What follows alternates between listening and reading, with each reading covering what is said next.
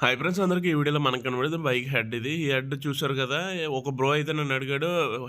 Bore kit అయితే కొత్తది change చేస్తారు కదా! సిలిండర్ ఇవన్నీ. అలా మనకి హెడ్ కొత్తది దొరుకుద్దా? కొత్తది చేంజ్ చేయాలా? కొత్తది చేంజ్ చేసుకోవాల్సిన అవసరం ఉంటదా? అని అడిగాడు. బ్రో ఇటువంటి దానికైతే మనకి హెడ్‌కైతే ఎటువంటి మెకానిజం అయితే ఉండదో, అంత ఇబ్బంది పెట్టేది ఏమి ఉండదు. హెడ్‌లో మనకి వేలెల్సీలు నెక్స్ట్ ఏంటంటే గైడ్లు ఉంటాయి హెడ్‌లో ప్రాపర్‌గా. మళ్ళీ సౌండ్ వస్తాయి మనకి. క్యామ్‌షాఫ్ట్, రోకర్ ఆర్మ్స్ ఉంటాయి.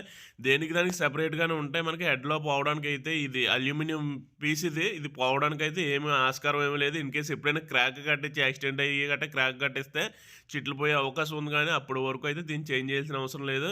గైడ్లు నెక్స్ట్ ఏంటంటే వాల్వ్స్ ఇవన్నీ సిట్టింగ్ అయితే మనకి బయట పౌండరీలో చేసేస్తారు. ఎటువంటి ఇబ్బంది ఉండదు. దీన్నైతే రీప్లేస్‌మెంట్ చేయాల్సిన అవసరం లేదు. మాక్సిమం మీరు ఎంత ఖర్చు పెట్టినా కూడా హెడ్ అన్నది ఎక్కడ కూడా రీప్లేస్‌మెంట్ అనేది చేయరు. ఎప్పుడైనా వాల్వ్స్ ఇరిగిపోయి మనకి హెడ్ లోపల క్రాక్ ఇచ్చేస్తాయి. ఖచ్చితంగా అప్పుడైతే చేంజ్ చేస్తారు కానీ మాక్సిమం అయితే రిపేర్ చేయించడానికి అయితే చూస్తారు. దీంట్లో అంతా పోవడానికి అయితే ఏముండదు.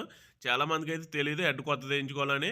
హెడ్ కొత్తది ఏయించుకోవాలి అని అనుకుంటారు. హెడ్ వల్ల ఎటువంటి ఇబ్బంది ఉండదు. వీడియో నచ్చితే లైక్ చేయండి. ఇన్ఫర్మేషన్ నచ్చితే షేర్ చేయండి. Thank you.